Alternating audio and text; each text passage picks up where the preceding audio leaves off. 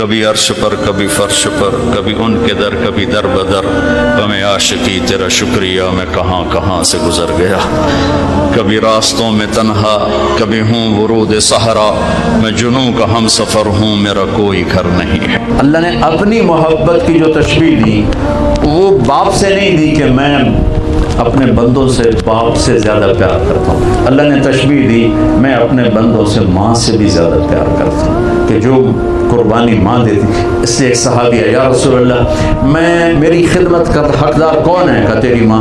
کہا یا رسول اللہ پھر؟ کہا تیری ماں۔ یا رسول اللہ پھر؟ کہا تیری ماں۔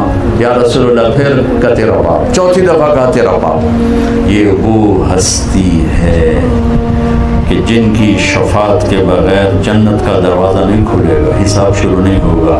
وہ کس تمنا کا تمنا سنو، کاش میری ماں زندہ ہوتی، کاش میری ماں زندہ ہوتی، اور میں عشاء کی نماز کے مصلی پہ ایسے سورۃ فاتحہ شروع کر چکا ہوتا، الحمدللہ رب العالمین الرحمن الرحیم مالک یوم الدین، اور ادھر سے آواز آتی بیٹا محمد، تو میں وہی نماز توڑ کے کہتا لبیک اما جی،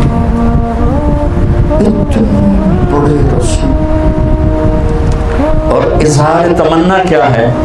کس چیز کی کمی کو محسوس کر رہے ہیں؟ چونکہ باپ دیکھا نہیں، ماں 6 سال میں فوت ہو گئی، میری زندگی سفروں میں گزری۔ میری زندگی کا سب سے عجیب سفر وہ تھا جب میں حضرت آمنہ کی قبر پہ پہنچا، اٹھا کر دینا، جب میں حضرت آمنہ کی قبر پہ پہنچا،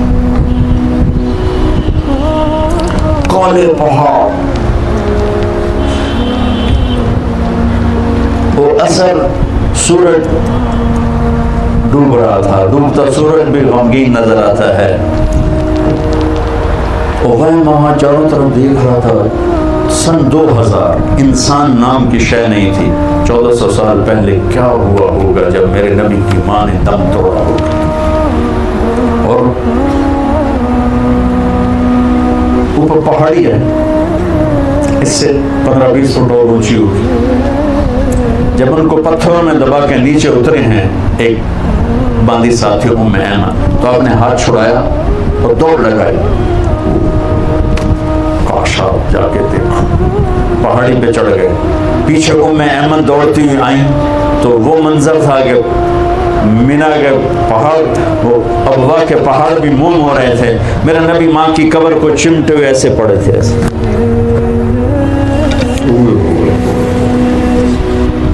جب ام ایمن قریب ہوئی تو آپ نے سنا، آپ کہہ رہے تھے ماں جی آپ کو تو خبر تھی آپ کے سوا میرا کوئی نہیں، پھر آپ مجھے چھوڑ کے کہاں چلے؟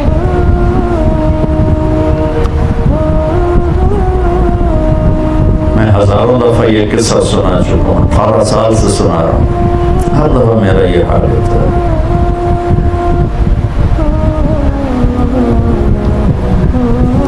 ام ایمن نے اٹھانے کی کوشش کی، انکار کر نہیں، چھوڑ دو، یہیں چھوڑ دو،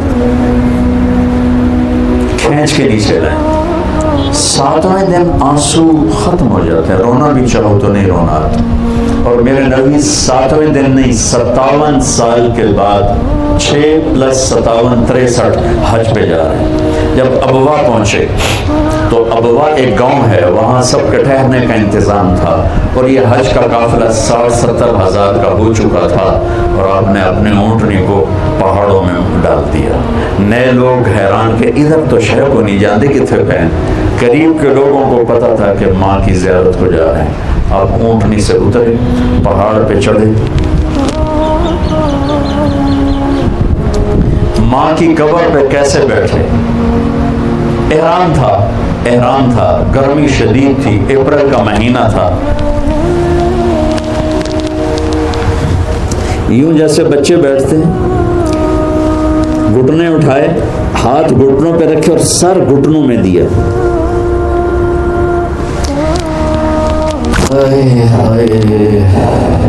ایک گر گیا، لگا دو۔ آپ نے پوزیشن دیکھی،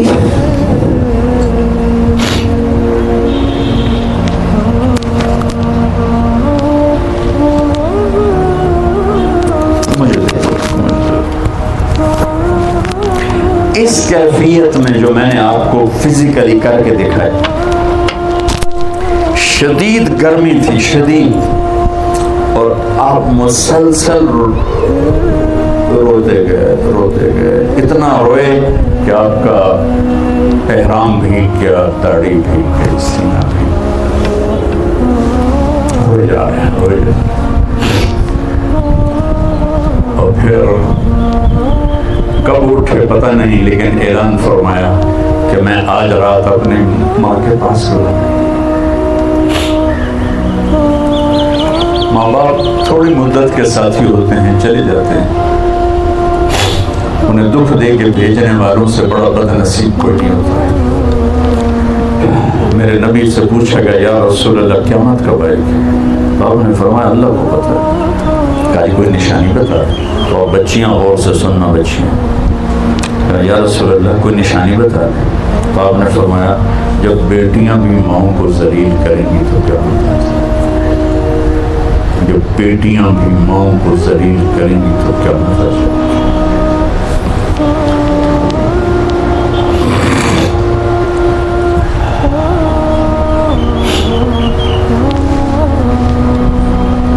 اپنے نبی کی زندگی پڑھو بچوں کہ زندگی گزارنی کیسے، یہ بھی کوئی زندگی ہے کہ پیسہ بناؤ، پیسہ بناؤ، پیسہ بناؤ، پیسہ بناؤ، یہ کوئی زندگی؟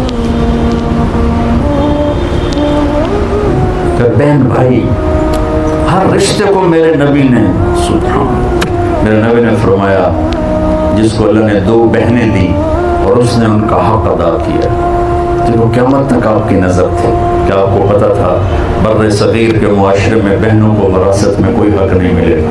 تو آپ اس وقت کہہ رہے ہیں جب ابھی عرب میں بھی یہی دستور تھا، بہنوں کو کچھ نہیں دیتے تھے، سارا عرب کھاتے تھے، اور ہمارا بھی یہی دستور ہے، بیٹیوں کو کچھ نہیں ملتا، سب بیٹے لے جاتے ہیں۔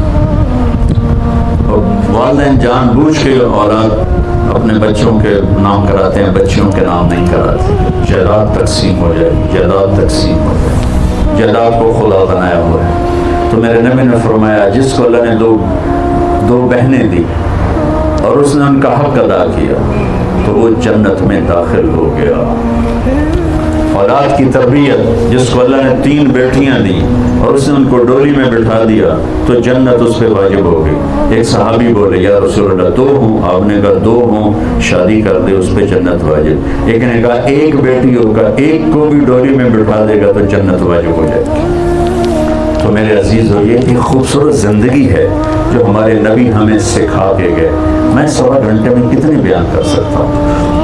میں صرف آپ کو ٹپس دے سکتا ہوں، ہنٹس دے سکتا ہوں کہ اللہ کے واسطے قرآن سے جڑو، اپنے نبی کی سیرت سے جڑو، اس کو بھی پڑھو جو پڑھ رہے ہو۔ اللہ تمہیں ایسا علم عطا فرمائے کہ تمہاری FCPS کی ڈگری وہ انگلینڈ کی ڈگری سے بڑی ہو جائے۔ جب تک آپ علم میں فقیر رہو گے، عزت سے سر اٹھا کے زندہ نہیں رہ سکتے۔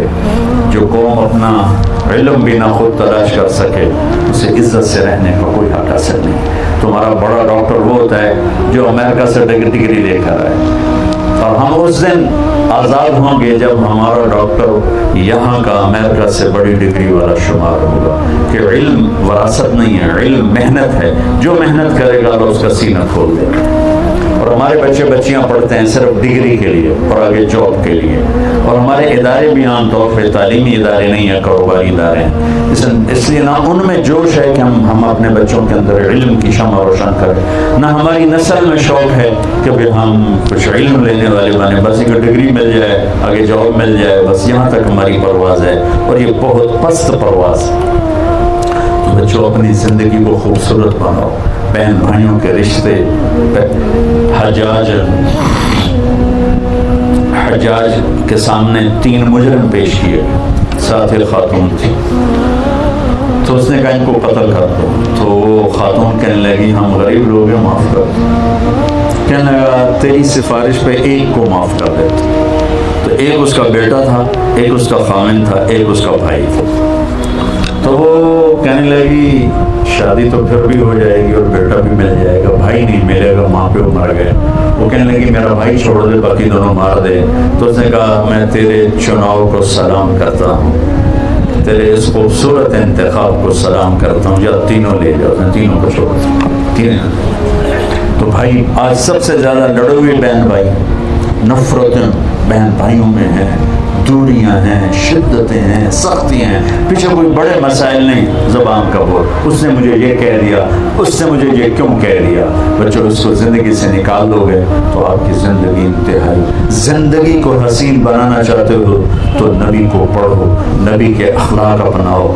اللہ کی قسم آپ کے کپڑوں سے زندگی خوبصورت نہیں ہوگی, آپ کی ڈگریوں سے زندگی خوبصورت نہیں ہوگی. زندگی کا خوبصورت ہونا الگ چیپٹر ہے اور کپڑے کا خوبصورت ہونا گھڑی کا الگ چیپٹر. ہم اسی میں گم ہو گئے ہیں کہ زندگی کو خوبصورت بنانے کا طریقہ کیا ہے, بہت بڑی گاڑی ہو, بہت بڑا بنگلہ ہو, بڑے قیمتی گھڑی ہو, فون ہو, یہ ہے. یہ بہت چھوٹے سلسلے ہیں.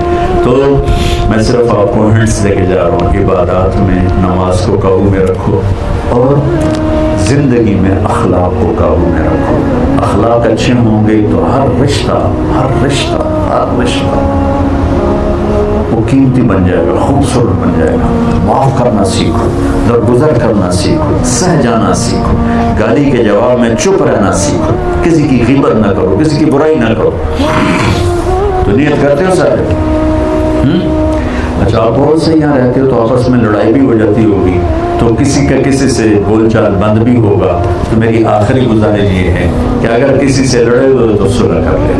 اللہ کو پسند نہیں کہ دو مسلمان آپس میں بول چال بند ہو. جب بول چال بند ہوتا ہے تو اللہ ان کی فائل بند کر دیتا ہے. اللہ تعالیٰ فرماتا ہے جب تک یہ صلح نہیں کرتے ان کا کوئی نیک عمل مجھ تک نہیں پہنچنا چاہیے. آپس میں بول چال کا بند ہونا اتنا خوفناک کام ہے.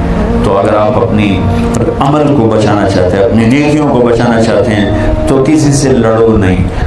ہو جائے اونچ نیچ تو بول چال بند مت کرو, بول چال سی باقی رکھو, خود پہل کر لو. وہ ذلیل کرے خاموش ہو کے سن لو تو انشاءاللہ آپ دیکھنا یہ دنیا بھی آپ کے لیے جنت بنے گی اور آخرت تو جنت ہے ہی.